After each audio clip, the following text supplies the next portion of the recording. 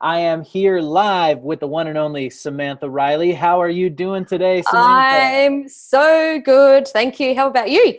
I'm fantastic. We got a rare rainy day in California, so we're enjoying it. Oh, well, we're in the middle of summer here in Sydney and we've got a rainy day too. Oh So, yeah, a whole which is really unusual. I forget about the whole different side of the equator thing. Yeah. There's a whole different country down here, down the bottom. Yeah, I don't want to, talk bad about my country here, but we tend to think we're the only ones that exist. But that's Yeah, I have had that conversation already this morning. that's besides the point.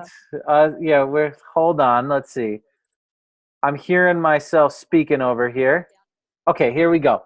All right, so we're going to be talking all about expert positioning. Now, in a minute, I want to get into knowing you and introduce you, but real quick, just give us an idea. What does that even mean? What does it mean to have expert positioning, and why is it important? Yeah, expert positioning is important because people, I think, are really, really craving to be led. They're Mm, looking for people to lead them. And we're not going to look for someone to lead us that we feel shouldn't be, that person. It's mhm. someone that we don't respect, know that we can rely on them to fix our problems, to rely on them for support. So we're going to look for someone that we absolutely know 100% that has got our back, that knows what they're talking about, that can solve our problems.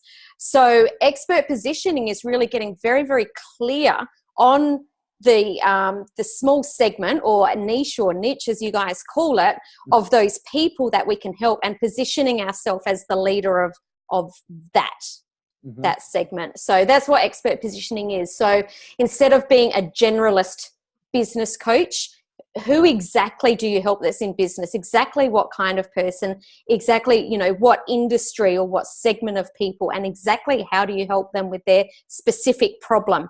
And then really getting laser focused on that niche and positioning yourself as the person that knows the most about that little tiny segment. So I think the biggest problem that people have coming in is uh, just getting clarity on how to get that laser focus. And Mm, I think a lot of it, besides the point, a lot of it has to do with fear, a lot of it has to do with things yeah. like that. But how does someone decide, I want to focus on this tiny, narrow little niche or niche, whatever way we're saying Yeah. it? I Let's think just say it our own way. yeah, there you go.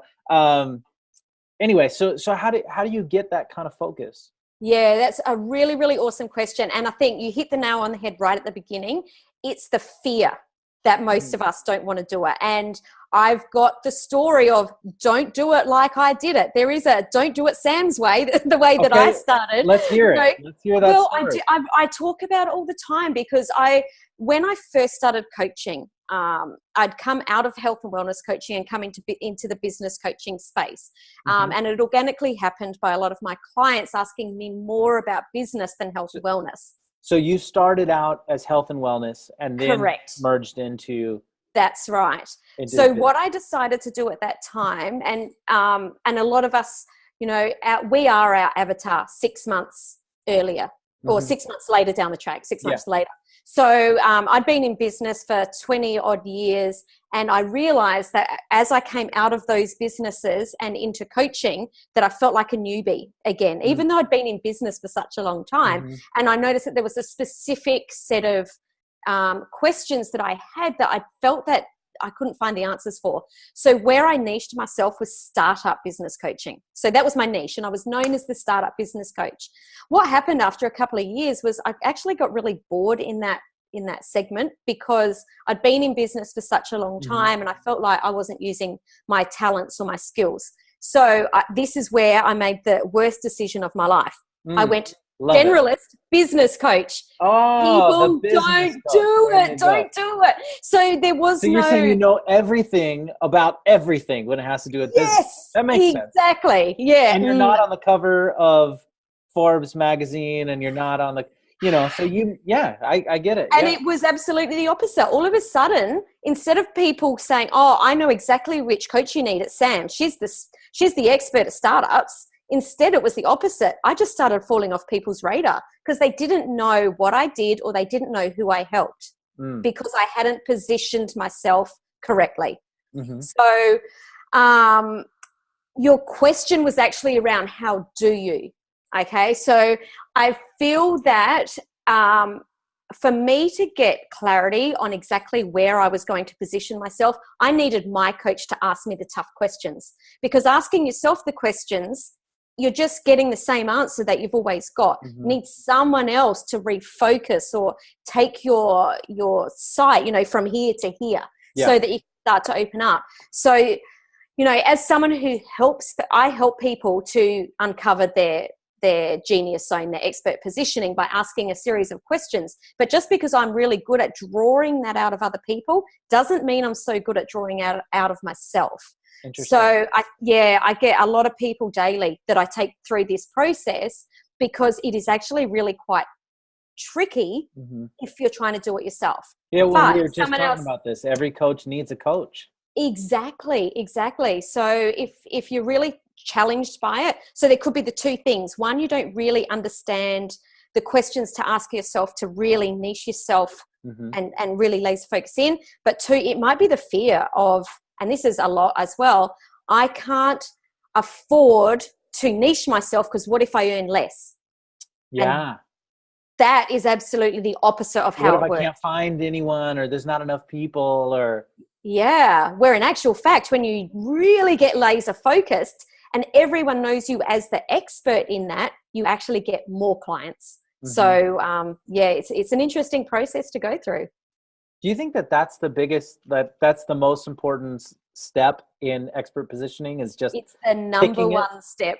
It's so the two steps that are absolutely essential. One is getting that niche, that laser focused niche, and number two is getting the message absolutely spot on, so it's heard by those people and understood by those people. So I want to say something that's totally random. This may make people laugh, maybe it won't.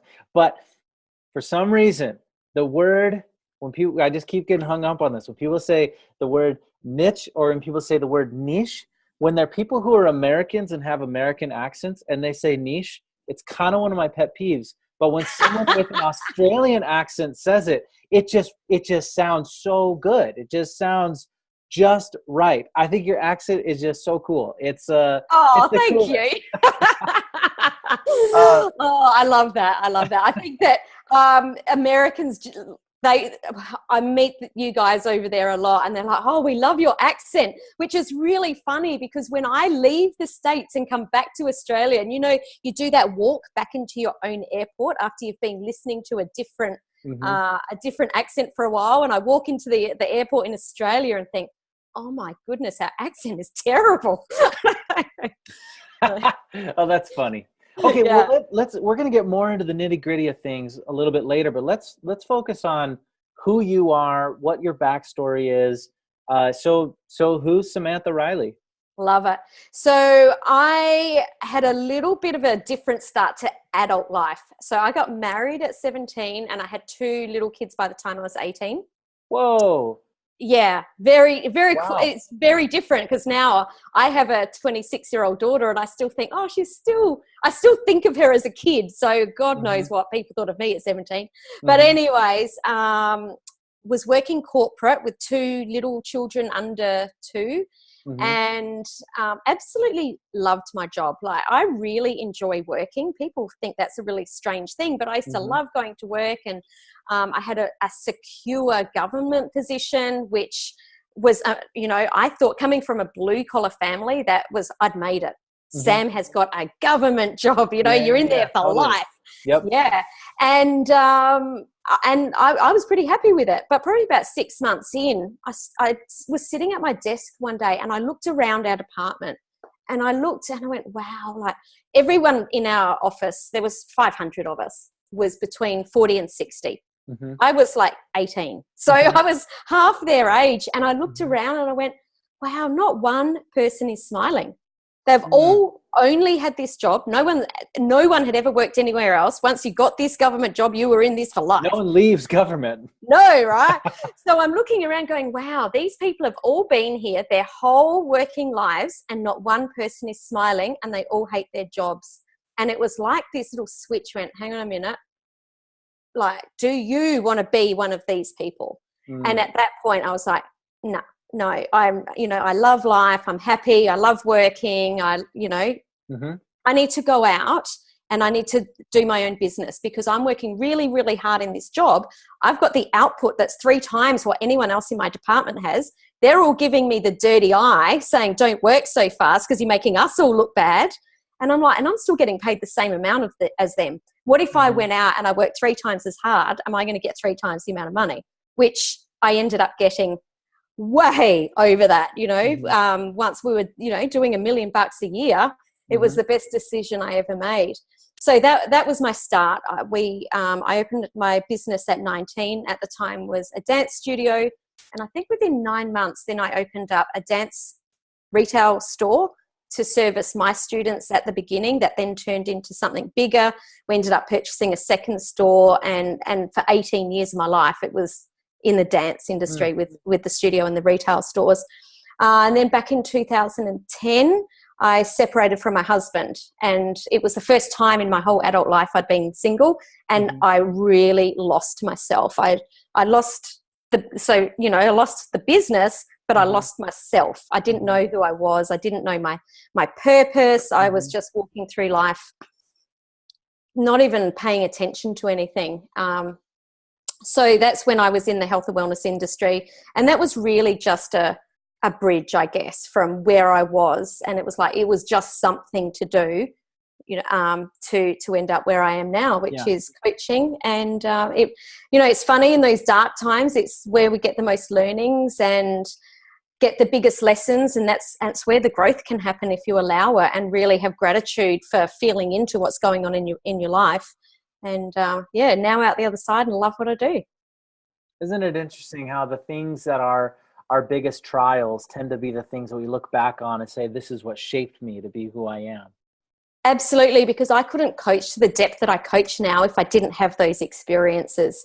I remember being 40 years old and going, I'm such an idiot. Why am I the only person that, I know that I'm meant to have a purpose. People were constantly saying, oh, come on, Sam, just think about it. What's going to get you out of bed in the morning? And I'm thinking, if I have to get out of bed, that's a horrible day. I want to stay in bed. I don't want to be out there. I don't have a purpose. And I would beat myself up because I couldn't find my purpose. And we were talking before about asking different questions to bring your niche out. Well, I think it's always about that in your whole life. Ask better questions. And someone asked me one day, okay, so Sam, don't worry about your purpose. That'll sort itself out. But what happens if you're a fly on the wall at your own funeral and, what are people saying about you? What have you achieved in your life? What are they saying you motivated them or inspired them to do? And it was like, bang, I'm off. I knew exactly then. And the purpose, and she was right. The purpose just fell into place. So asking better questions is one of the things that I love the most doing with my clients. I think that's so, I know Tony Robbins talks about the quality of questions that we ask ourselves and how that really shapes our destiny. Yes. Quick, just want to address it, everyone who's here. If you have questions, just start posting them as you go. Towards the end, we're going to go over questions, but all the time what happens is I say, hey, let's ask for questions. And then the questions don't come on until, a little bit later, or even people think about questions 10 minutes later when we're done. So start posting questions as you go and we'll go back through those.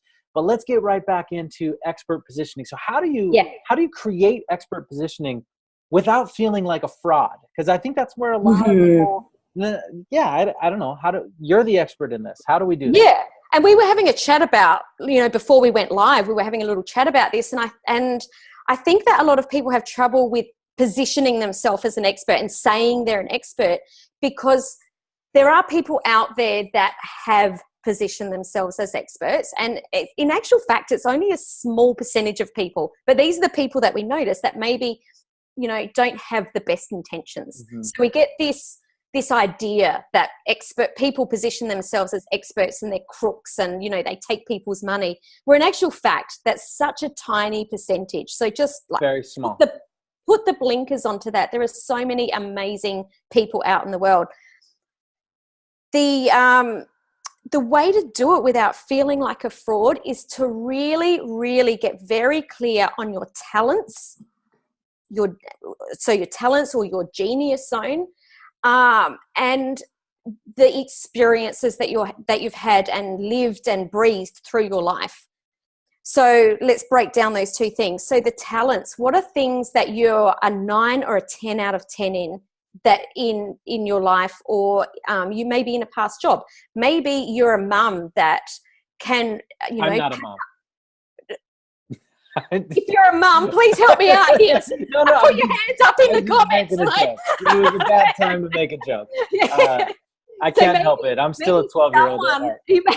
I love that. It's fun. Yeah. Maybe anyway, someone on the call is a mum. There will definitely be people watching who are moms. Maybe she's got 6 kids. And maybe her genius zone is being able to pack lunch boxes in 30 seconds that are full of healthy, nutritious meals. Mm-hmm. Maybe your genius zone is that you have an ability to plan your day out with, you know, there's a specific strategy that you use that means that your productivity, you know, is a lot higher than other people. So it doesn't necessarily even need to be your job per se. It could be what are the things that make you amazing at what you do. What do people ask you about, right? Exactly. So for me to begin to figure out where I was going to position myself, one of the, you know, I did ask myself, or actually I lie, it was a friend asked me, so Sam, what are you, a 9 out of 10 or a 10 out of 10? And I thought back and thought, okay, I've been teaching dance for 18 years. We were a multi-award-winning school. You know, we were runner-up state champions for 15 years or something. What was it that I did or understood that had us at that level? And I actually broke it right down by asking myself a series of questions and chunking it right down to my ability to break down 8 counts of music into specific movements with minute detail is how I got my students to be as, you know, tight as they were. And I thought, okay, so in what other areas of my life do I use that skill? And that's why I'm a great coach, because I can look at a big picture and break it down into minute detail. So being able to understand that and picking that up and putting it in, you know, understanding what's my genius zone, that will start to help you understand where to position yourself. So that's your talents. So focus more on your talents rather than who's going to pay me. You know, I see a lot of people go, oh, you know, I'm a coach, I'll go into business coaching because that's where the money is. Well, not if you've never been in business, right? Not if you have no idea about online marketing, not if you don't understand technology, probably not a good place to play, hey? How about the best way to have expert positioning without feeling like a fraud is not being a fraud, right? And that's exactly where I'm going. If you're not a fraud, you won't feel like a fraud. Yeah, well, like earlier you're talking about there may be a couple other people out there who are acting this way or whatever and positioning themselves and lying and are frauds. And we may say, well, that's a small group of people, so we shouldn't let that bother us. But how about we just say, well, you're not, if you don't believe you're a fraud, then who cares?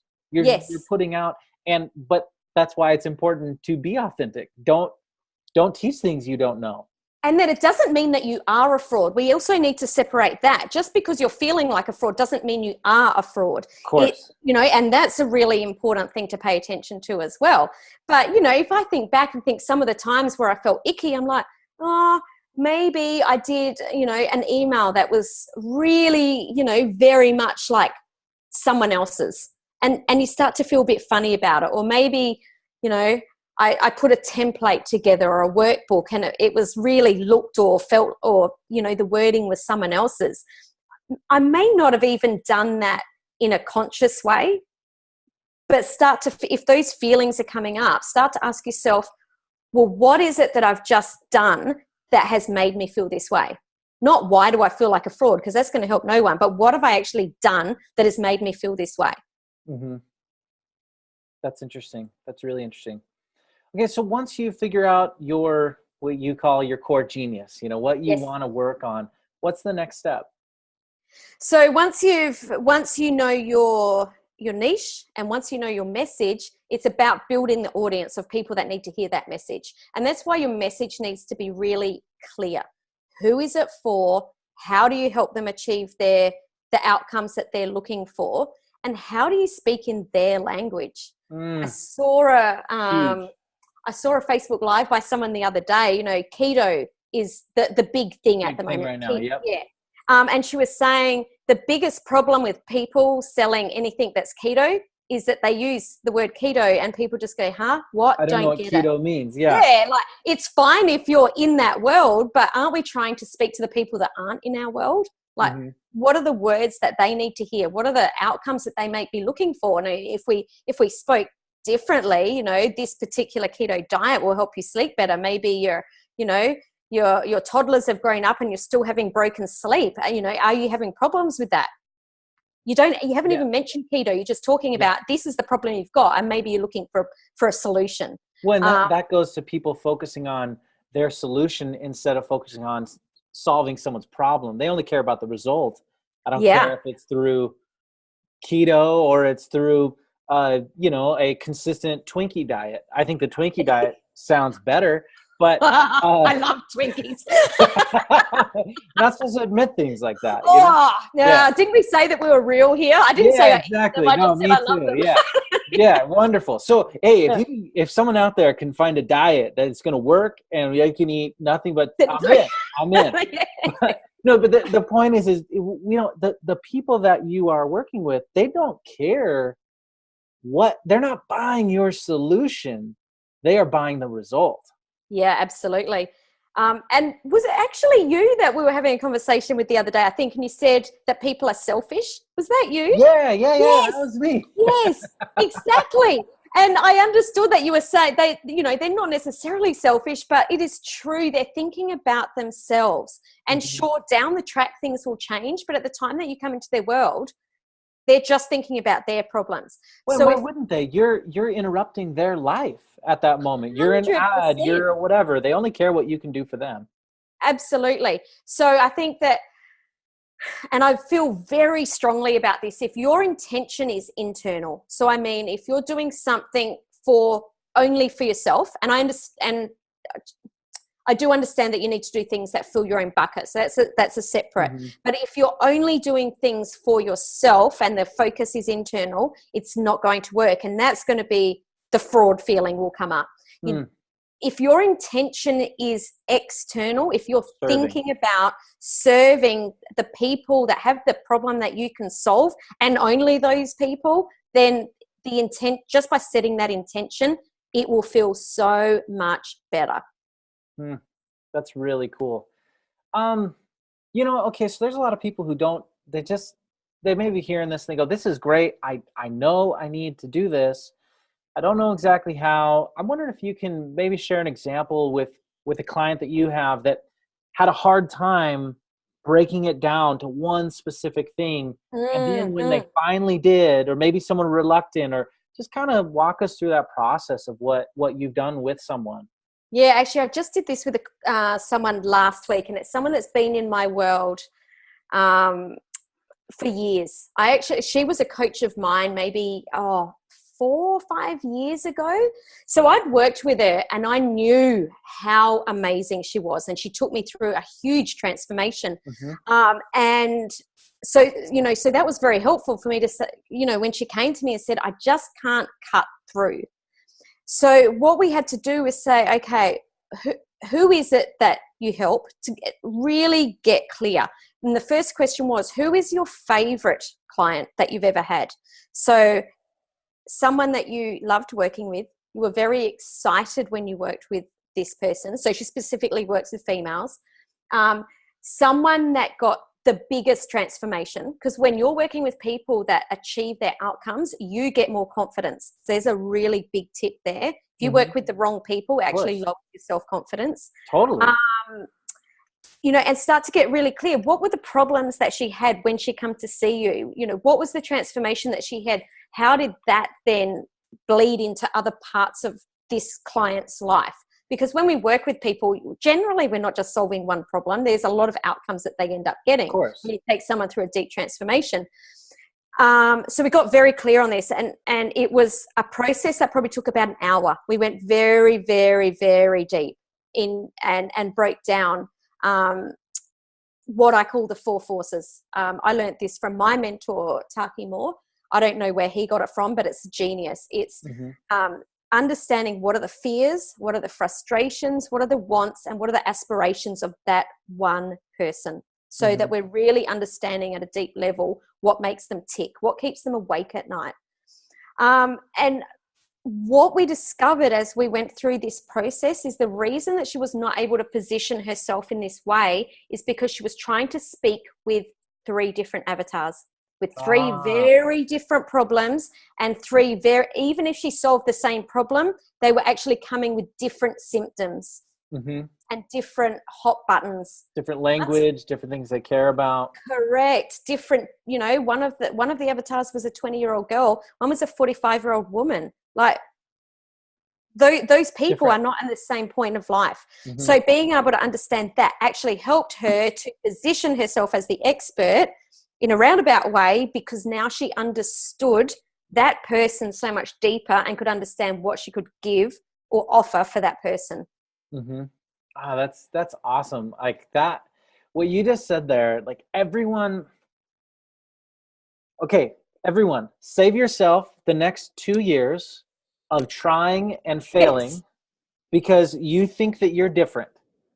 I'm going to tell you something. Despite what your grandma said to you, you're not different. You are not some unique, you are in a lot of ways, and I get that, and that's something I speak about and all that, but I'm saying you're not the one person who can serve 5 different clients, who can, and I mean types of clients, 5 different avatars. You're not the one person who can teach this and this and this. It doesn't, I think a lot of programs focus on tactics. A lot of, you can take a course about webinars. You can take a course about Facebook ads. You can take a course about copywriting, and you can take a course about free book funnels. And the problem, and I can tell you from failure after failure, if you don't do this thing at the beginning, none of those things are going to work because they're just the vehicle, and you have to get this. So everyone watching, everyone listening, just save yourself some time, swallow your pride, and realize you are not the exception to the rule. This is how it is. You have to do that. Yeah, 100%. Yeah, don't fail. Don't have a year of failure like I did, where I just, didn't earn that much money. It was demoralizing. You start to really think, what am I doing wrong? But it's not that you're doing anything wrong. And I still can help someone that owns an e-commerce site because I do have a big business background. But if I start to talk about that in my Facebook lives, in my marketing, in my podcast interviews, then everyone's going to be like, we don't get who she helps. Where if I just say, I work with coaches and thought leaders, professional service, service-based professionals, purely around their coaching packages, about positioning themselves, about building their profile, getting more exposure. Now people either go, yep, I need to speak to Sam, or she's not in my world. I have no idea what she's talking about. So when people hear expert positioning, a lot of people go off into, they think that once again, tactics. They start thinking about, okay, that means I got to have an interview on the news. That means I have to have these perfect photos. That means I have to do it. So what do you say about that? Like, especially if someone's teaching that you gotta, I think this is out. This is kind of old school, but it used to be you gotta pretend you're a celebrity and make everyone believe you're a celebrity. And I just think that's just total BS. It's just not the way. Anyway, I'd like to hear what you think about. I love that you've brought this question up, and I could talk about this bit for ages, because what you've just asked is what actually brought me to this current part of my business. Because what I saw was people who were, trying to get all of this exposure, but with no foundation to their business, to their message, nothing. Like they're just hearing crickets. And just I was exposure. with speaking nothing to someone behind the it. other day that possibly may lose her house because she spent $50,000 on PR and was booked 2 podcast interviews by her PR agency. But she got the advice from God knows who. Like, be very careful who you ask advice from. Someone said, you need to have a PR agency. When I said, what's her niche? Didn't even have one. Like, she's completely missed the first step and gone straight from, trying to do a Hail Mary, trying to just make the long pass. Yeah, can't do it. And there's lots of people out there with products at the moment. Like you said, you can do all the separate courses, but courses on how to get exposure. If you don't have a niche and your message right, and you don't have a product, so many people actually don't have a product. Like, how are you going to turn that exposure into something else? Also, if you're not really clear on who your ideal client is, you can't get the exposure that you need that's in the right place. So for me, there's no point that being on a morning show with the demographic being a stay-at-home mum. That's not the people that are in my world. So I could get my face in front of 10 million people, but it's not going to help me one little bit. So, knowing who your ideal client is means that you go to those places that have got, a community of those people already. Yeah. I can give you an example of this. I had someone reach out to me that was a publicist and said, I've got this amazing person that I'd like to present for you. I'd like you to would you like to interview him on your podcast? And what he did was business credit specifically for traditional businesses in the United States. Not your people. Not my people. And I just went, look, I think he's really great. I love what he's doing, but there's no point in me interviewing him because no one on my show has that problem. But by me being very clear and saying, however, this is the demographic of people that listen to my show, this is the problems that they have, and that's why they're tuning in. He sent me a message straight back and went, oh my gosh, you made it so clear. Thank you so much. How about these 2 people? And they were absolute superstars. And I went, yep, those are the 2 people that I want to interview. So not only will I get better exposure through their networks, but they'll get better exposure through my network. So, it's again coming back to that niche, that ideal client and the message. It all comes back there. It's so interesting. Okay, so I was reading your bio when you sent it to me, and there's something that I saw, probably a lot of other people saw, and I had to ask you about this. So you say you made your first $1 million business in your 20s. Yes. I want to hear about that.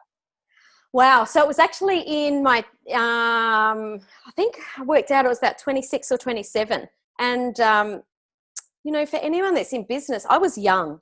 Any business, or I won't say any, a lot of business owners go into business and go, wow, this first few years is way harder than I thought it was going to be. We had to liquidate in the first 6 months and sell our house, and we did it pretty tough. And I remember at the time saying to my mentor, like, should we shut? And we sat down and we looked at the P&L, and he went, it's not great. Obviously, you're losing money, but there was this line that was going like this. So even though we were really struggling, we were like, okay, so we could either decide to leave the business now, shut it down, go back. I could go back to corporate, or we can keep pushing, keep trusting, be all in, because you can't dip your toe in the water. You've got to go all in and just see where it ends up. And it just kept going up and up and up, and we broke even at the 3-year mark. And then at the 4-year mark, we made a little tiny profit. And then at the 7-year mark, it went like this. And we did our first $1 million year, which was funny because the year previous we did 500,000. That's how quick the change happened. So and that was with your dance business? That was with it. We only had one dance store. So it was that one dance store did the $1 million year. And how we did that very quickly, going from the 500,000 to the million, hired my first business coach. Someone else's eyes coming in, and he went, okay, change this. What about this? We explored different ways of thinking. We also uncovered the fact that line isn't going to stay like that forever. There will be a ceiling in an industry. And I think a lot of people don't necessarily think about that. They think that they can just keep growing. Well, no, if you've got a certain business, there's only a certain amount of people that are in your segment. So that's when we purchased our second store. So that's how we did it. That is so cool. And well, congratulations for that. Success at a young age. And I know that had carried over to the next thing and the next thing. But what you said there about hiring a business coach, we were talking about that before, especially for coaches. How on earth can you ask someone to invest in your coaching if you're not willing to invest in coaching yourself? You don't value it. But I'd like you to talk about why it was important for you to have a business coach and how that helped you and assisted you, and why you still have business coaches and do that. Yeah, I've got multiple coaches. Let me tell you, I spend a lot on coaching. Yeah, me too. I'm extremely competitive, and if there's anyone on this Facebook Live that's met me in person, they'll be like, "Oh yeah, she is." Okay, cool. I want to be the best that I can be. Like I want to be the best. I look and go, I want to just beat Richard Branson at his game. Like that's the way that I think. So, it got to this point where I'm like, okay, I've got this business to 500,000. I'm actually really struggling to get to the next level because I've exhausted my own knowledge. I've exhausted my resourceful questioning. I didn't have an MBA. I'd never done courses on leadership and how to run a team. And at a $1 million business, you have to have a team. Absolutely. And I wasn't running them effectively. I knew all about systems because my very first job had been in McDonald's. So I understood systems and procedures. Like that business was the best place to learn them. Yeah, absolutely. And, we'd put systems and procedures, but there were still parts where I felt like there was a big knowledge gap where I was like, oh, I don't know how to fill this hole. So that's why we hired our first business coach, just because you don't know what you don't know. I didn't know where else to look. I didn't know what else to fix. I needed someone else that had that knowledge to do that. Because I am so competitive, I have a personal trainer because I want to be the best that I can physically. I've got a wealth coach because I know that I need to set up my finances so that I can, have a life of financial freedom. I've got a marketing coach because any person that's in business, like the marketing's the lifeblood. Huge. I've got a mindset coach that helps with money blocks or, low self-confidence, low self-worth, to help me think to a certain level to get to where I need to be. And I have all these people in my life because they're living their genius zone so that I can be the best person that I can be. I love that. I love also that you're practicing what you preach. You don't have one coach that's doing all of that. They're all different coaches that are doing different things. Yeah. And I just think it's so cool.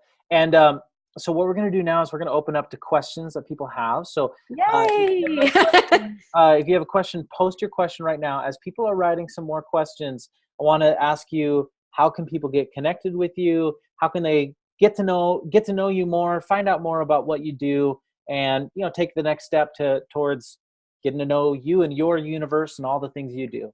Yeah, well, I've got my story and lots of terrific content, and my products all on my website at samanthariley.com.au. Or you can join. I've also got a Facebook group, and you're in my Facebook group, and we help each other out. Yeah, everyone go join it. It's great stuff. Yeah, Thought Leaders in a Circle. And we do some really cool stuff in there and have some people like yourself, Jake, coming on sharing their expertise, because here's the thing, right? I've positioned myself as an expert. That doesn't mean I think that I'm the only person that can help people. I interview people every single day because I think that everyone's got their own genius zone and their own take on what's happening. So I have a lot of people in my Facebook group that I shine the spotlight. Yeah. I didn't know. I mean, I've been noticing, there's interviews all the time. I didn't know they were daily. Yeah. Wow, that's amazing. How do you keep up with that? It's just me. I don't know. Every now and again, it does slip and fall off the radar. I was doing 2 podcasts a week and I needed 4 months off because I felt like the cup wasn't full. Now I'm ready and back into it, and we're back to 2 podcasts a week. So, Yeah, I think it's just about your personal flow. Work in your own flow, not what someone else says. You have to do this. If it feels good, do it. If it doesn't, don't, because people will feel that, even if they don't understand what it is, because they're not woo-woo or don't understand energy. Doesn't matter. They still will feel that it's not quite right. So Totally. just work in your own flow. I like it. Okay, Victor asks, how do you build your avatar when your niche is personal development, fundamental success? So I've talked to him before on the group and things, and so his holding block is, how do I get someone to buy this? I think that's it. He feels like he's not business. It's not business. It's personal development. So how does he create that avatar? Yeah. Okay. So the first thing I'd be asking is, what sort of people is he help taking that success? Is it, and I'm just going to pull out some silly things that maybe, is it mums that have just had a baby and they want the success of, being able to lose weight? Is it corporates that are in leadership positions to help them achieve success to break through to the next level? Is it business owners that need to have the mindset to be able to crack 6 figures? Is it business owners that have got the mindset who are already doing 6 figures to crack 7? Get really, really specific. Who is that person and what is their specific problem? Because as we were talking, Jake, before we came on live, that the people that are doing say $2,000 a month, so not doing 6 figures yet, their problems are very different to someone who's already making 6 figures and are trying to scale to 7 figures. Very different mindset, very different problems, very different knowledge gaps, lots of different things. So once you get very clear on who that one vertical is, what is it? Go back and do the fears, the frustrations. So what do they fear? What are their frustrations right now? Is it that they can't achieve whatever? What is their frustrations? What are their fears? What do they fear that's going to happen in the future? What do they want right now? And what do they aspire to have, down the track, 1 year, 2 years, 3 years? And think about just that one person in the one vertical with those. Once you understand those hot buttons, then you can write your copy in their specific language that takes them from the negative to the positive. So if I understand you correctly, what you're saying is, so you take Victor and his experience here, and he's saying, well, my problem is I'm not a business coach. I'm a personal development, success, that kind of thing. Yes. What you're saying is, even though it feels like it should be broad, you still need to narrow it down, because you got to say, not just narrow it down, but to a specific problem. And the problem could be you could be working with executives who are having a hard time with the time management. You could be working with people with mindset. You still have to narrow it down to a specific problem and a specific need. I think that a lot of people want to teach kind of the fundamentals of success. And I think a lot of that comes from, okay, we here in this group, we're speakers. So who do we love? Well, we were inspired by Tony Robbins. We were inspired by Jack Canfield and by Les Brown, these speakers who have been doing this for 30 years. And maybe their teachings now may be more broad, but we can't jump from here to 30 years of experience. Correct. We must get down to a narrow niche. Correct. I'm really glad that you brought up that Tony Robbins, because a lot of people do say that. But, he's done a lot of years and, came from a place where he was only coaching, this little tiny group of 30 people at a time that had a specific problem, and then has worked his way up through multiple products, might I add. It's not, you know what I mean? It's not the same product. And those people are coming in at different products and then picking up different things. Because even then he'll have a different product. Like even then once you have one thing that works, then he creates another product for another specific group of people. And sure, then they all come in to a live event that maybe you went to and changed your life. And you're thinking, well, hey, I'm here with 10,000 people, which I'm seeing him in a room that's going to have 15,000 people in it in March. And it's like, these aren't one person. There's all these different people here. Yeah. but that's 30 years of experience Yes. and work to get to that point. And a really big marketing budget that the rest of us can't quite afford yet. I'm sure, because well, I know just for that event, I mean, the lowest ticket is like $700, and it And I goes think all the average ticket's like about 3,000, isn't it? I think, well, I know that there's tickets that go, I think 3,000 is at the higher, because this is his entry level event. It's like a Yeah, 3 day. okay. So these Yeah. other events are more expensive, but I think the average ticket's probably 1,500 to 2,000, and there's Yeah. 15,000 people who are going to be there. Yeah. I mean, it's just crazy. That's a lot of marketing budget right there. But I am going to Exactly. walk on fire, so I'm super stoked about it. Nice. Nice. I haven't done it yet. Okay, it's going to be good. Yeah. Then let's have one other thought here.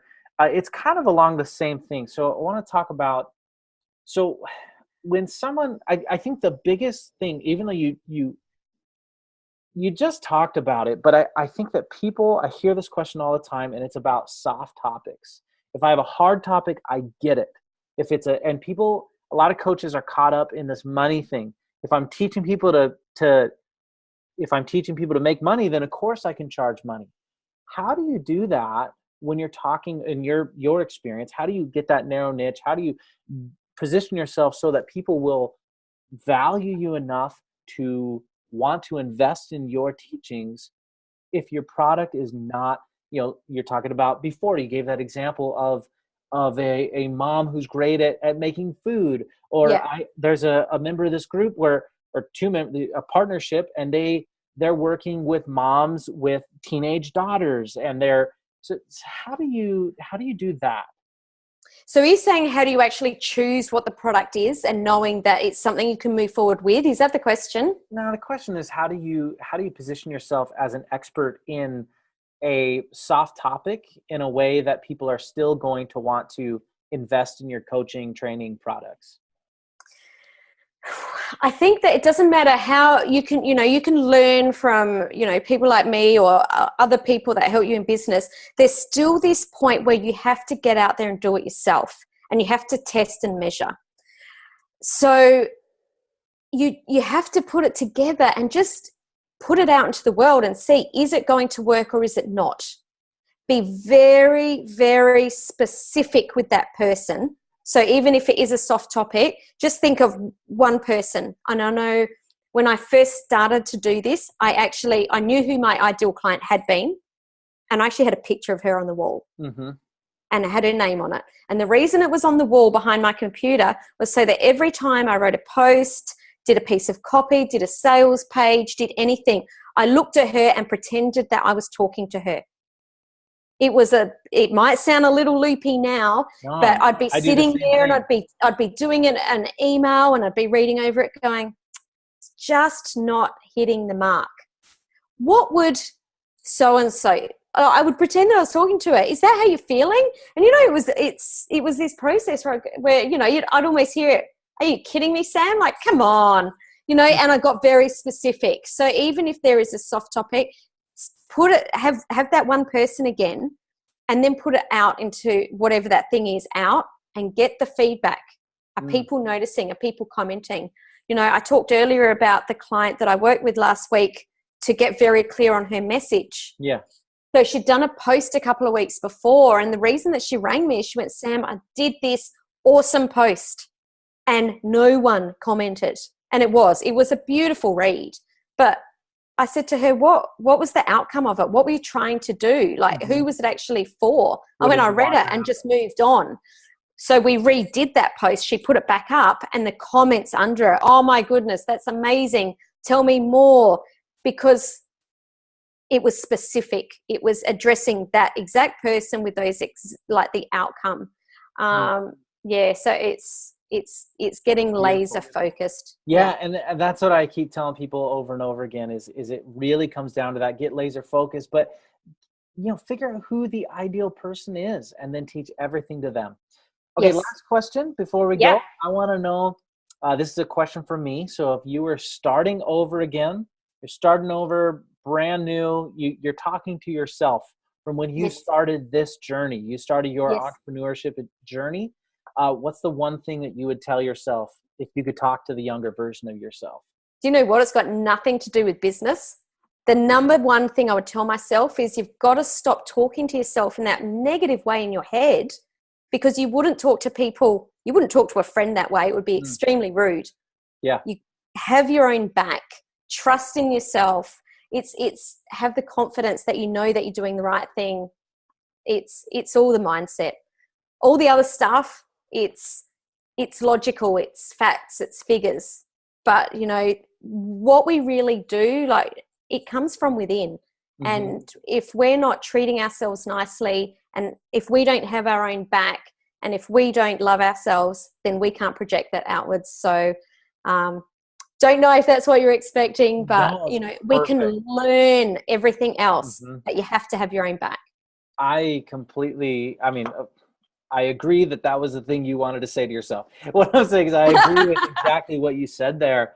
That's it. It's at the end of the day, the only thing that matters is, are you going to have the mindset that's going to help you to keep going when times get tough? Not if, but when those problems come, because they come. And, you know, we've talked about Tony Robbins a couple times. He just talks about how every different level, you just have a new quality of problems. You have better quality problems than you did before. New level, new devil.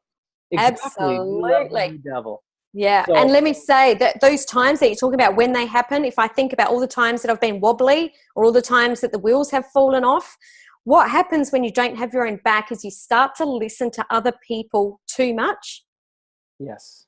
And then that's what actually takes you off course even more. Yes. So when you have confidence, you still listen to everyone else, but you're able to discern, actually, I agree with that little bit you're saying, and I'm going to take that bit, but I'm going to leave the rest because I don't believe that, or it doesn't fit my values, or, you know, that goes against what I'm feeling here. Yes. When the wheels are wobbling, you don't have your own back, you listen to that person, and that's when it's just like all hell breaks loose. Yeah. Well, thank you so much for being a part of this. If you guys watching enjoyed this, please let us know, because just tell us your favorite thing that you learned from this. Give some likes, give some thumbs up. And thank you so much, Samantha. It's my privilege and honor to have you a part of this expert interview series. Thank you so much, Jake. I've had a blast. You're a very good question asker. Oh, thank you. Well, I appreciate that. You know, when I was a little kid, when I was in high school and middle school and elementary school, the thing that teachers always said was, you know, Jake's a good guy. He just won't shut up in class. So there, you're living your genius zone. Exactly. I learned I'm really good at having conversations. That's what I can do. All right. Well, thank you so much.